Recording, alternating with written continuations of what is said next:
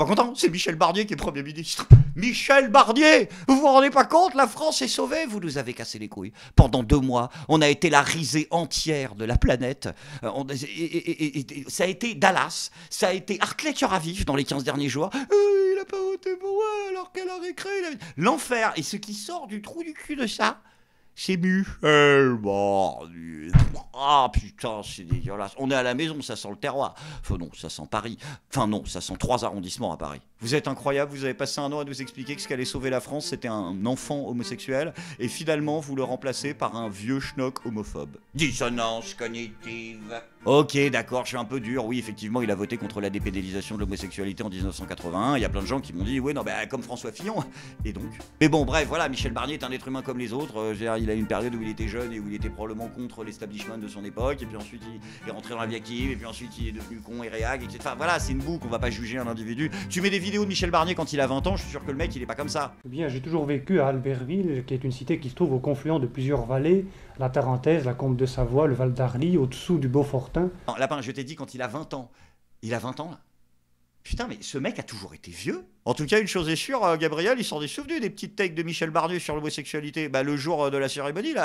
Et hop là que je te la mets dans le cul. Et le pire, c'est que le mec a le culot de lui murmurer, je vous applaudis avant. Mais arrête, tu fais quoi, Gabi? Tu veux jouer à ça avec Michel? Mais tu vas te faire avec la taxe. J'ai bien aimé la manière dont vous m'avez donné des... non pas des leçons, hein. Je me permettrai pas. Enfin, les enseignements, même si ça n'a duré que 8 mois... Ouf, oula, elle est dure. Ah putain, ah puis dans le feutré en plus. Il a rien vu venir. Bah ouais, mais tu peux pas rivaliser. Il y a du Michel Audiard chez Michel Barnier, Gabi. Faut que tu fasses simple, je veux dire, clôture et on rentre à la maison. Je crois qu'il y a au moins autant de raisons de douter que d'espérer. Plutôt d'espérer que de douter. Ah là là là là. Ah là là, le magnifique lapsus pour conclure une magnifique carrière de déchets, c'est absolument incroyable. Non, je peux pas te laisser dans un tel état d'humiliation, Gabriel, tu sais quoi, c'est ce qu'on fait à chaque fois qu'il y en a un qui se barre, hein. On essaie d'être gentil avec lui et de lui rendre hommage. Ce sera pas difficile d'ailleurs, puisque Gabriel Attal, il nous a remercié, oui, sur les réseaux sociaux. Il a dit tout simplement merci. Voilà, visiblement, c'était des moments inoubliables, ça restera jamais gravé dans sa mémoire et dans son carnet d'adresses. Franchement, il nous aime, et il nous aime tellement qu'il a même fait une petite vidéo pour nous dire merci. Je suis animé par une ambition. On avait vu. Non, ok, promis, je te laisse finir tout seul. Et une seule. Servir, être utile à mon pays. Et je suis animé par une conviction. Nous, la France, nous sommes une grande nation. Nous, la France, nous avons tant de raisons de croire en nous, de garder espoir, d'être fiers de nous malgré les difficultés que nous traversons. Parce que nous sommes la France et que rien ne résiste au peuple français. Être Premier ministre est l'honneur de ma vie. Urgence après urgence, combat après combat. J'ai souhaité agir en priorité pour ces Français qui doutent, ces Français qui travaillent et qui pourtant ont des vies compliquées, à tous nos compatriotes viscéralement attachés à la liberté, à l'égalité, à la fraternité, à la laïcité. Je dis que ma détermination à agir pour les valeurs de la République est intacte. Je poursuivrai tous ces combats avec ma méthode, dire la vérité sans tabou, regarder le pays en face tel qu'il est. Je ferai toujours tout pour me dresser à la hauteur du moment, à la hauteur de notre pays que nous aimons tant. En un mot, un seul, merci. Merci à tous les Français rencontrés qui m'ont permis de les écouter. Partout où je suis allé à travers le pays, vous m'avez dit vos craintes et vos espoirs. Vous m'avez dit cette France que vous aimez et à laquelle vous croyez. Vous m'avez dit cette France dont vous êtes fiers. Le lien que nous avons est ce que j'ai de plus précieux. Comptez sur moi pour continuer à le tisser.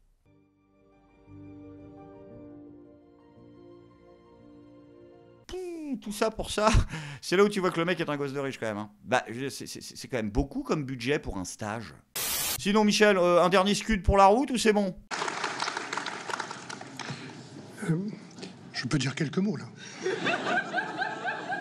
Ah ouais, il lâche pas sa cible. Pourquoi il y a Erchila qui rigole dans le fond? Ok, non, autant pour moi, ouais, je me disais, Erchila, elle était pas contente. Ah non, elle était furieuse. Elle a même fait un sketch.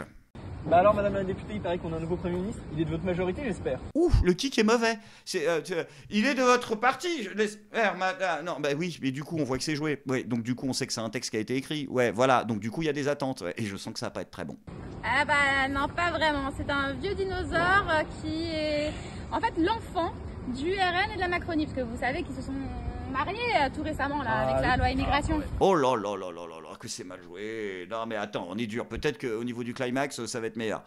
C'était pas le climax. Quelle chance, c'est beau, hein. Et voilà, ils ont fait un bébé, et oui. Ok, d'accord, c'était le climax. Putain, c'est dur. Mais bon, c'est un vieux dinosaure, hein. On dirait plutôt un vieux papy qu'un petit enfant. Mais Ah bah là-dessus, t'as raison. Putain, c'est un vieux dinosaure, quoi. Non, mais faut être complètement timbré pour avoir envie d'avoir un Premier ministre de 73 ans. C'est bien, c'est une belle réponse au vote des électeurs de cette dissolution. ah ouais, je sens votre enthousiasme.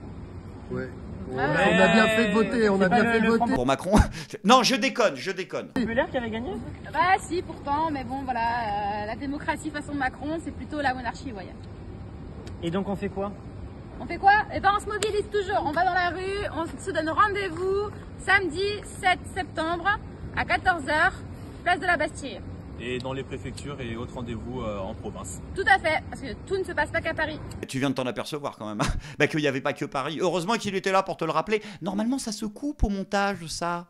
Sinon, il y en a une autre qui est contente aussi de cette élection, c'est Marine Le Pen. Elle a dit oui que Michel Barnier remplissait un critère très important pour elle, c'est qu'on lui parle à la récré. Elle a dit si, parce que lui, il va être gentil avec nous, il va nous parler. C'est vrai, elle a besoin, Marine. Elle a dit elle a besoin de communiquer avec les autres êtres humains. C'est vrai, c'est parce que c'est un mammifère. Mais à part ça, je veux dire, tu as prévu un tweet ou quelque chose, ou un micro coup de gueule sur le fait qu'on est dirigé probablement par le Premier ministre le plus turbo-européiste qu'on ait eu depuis... je sais pas, Pompeux Giscard. Ah si, je te promets, Marine. Lui, la souveraineté nationale, c'est quand il a le temps. Vraiment, je te jure. Rien que dans sa bio, déjà. Patriote et européen.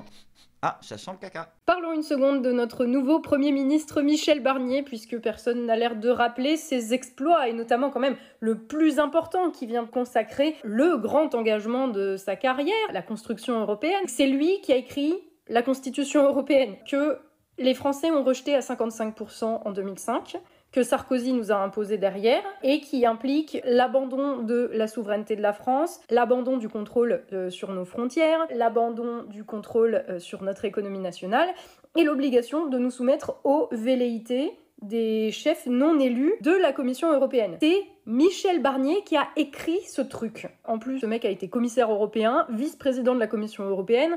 C'est pas de savoir s'il va changer de logiciel. C'est lui qui a codé le logiciel. C'est Michel Barnier, notre Premier ministre, qui a été l'architecte de cette construction européenne qui incarne le système mondialisé, financiarisé, cette espèce de mondialisation en miniature. Tout ça, c'est le Premier ministre actuel qui l'a fabriqué, c'est le Albert Speer de notre temps. Bon, est-ce que l'algorithme a la référence? Nous verrons si cette vidéo reste en ligne. Après, ce qui est bien avec Michel, c'est que, et vraiment là je le dis, et je suis content de ça, c'est un peu la bonne nouvelle avant la bonne nouvelle, c'est qu'il va nous respecter. Si, il a dit, Michel, il a dit qu'il nous respectera, il nous fera l'amour gentiment. À coup sûr, nous devons et nous allons davantage agir que parler. Ah bah ça tombe bien parce que tu parles tellement lentement que je pense qu'on sera vite fait chier. Pour trouver partout les solutions qui marchent. Ah parce que vous faisiez pas ça avant? Ah la tuilasse. Ah merde. C'est-à-dire vous utilisiez que les solutions qui marchent pas. J'ai bien des exemples en tête de progrès, petits ou grands, qui ont été accomplis grâce à des idées, de bonnes solutions apportées par les gens d'en bas qu'il faut respecter. T'as vu, il l'a dit. T'as vu, il l'a dit. Qu'il faut respecter. Il a mis un peu le temps avant de... Mais c'est normal, il est lent, il y a du Claude Rich, il amène la réplique. C'est bizarre quand c'est toi qui le dis, ça m'inspire vraiment beaucoup plus de condescendance que quand c'est François Ruffin. Et le gouvernement n'aura pas la prétention de croire que la science infuse vient seulement de lui. Je te crois, Michel. Mais bien sûr que je te crois, Michel, mais c'est pas une preuve d'humilité, par contre. Mais non, si le gouvernement n'aura pas l'indécence de penser que la science infuse vient de lui, mais c'est parce que le gouvernement, il va comprendre dans les premiers jours que la science infuse, elle vient de Macron, tout seul, parce qu'il dirige tout et que c'est une putain de secte.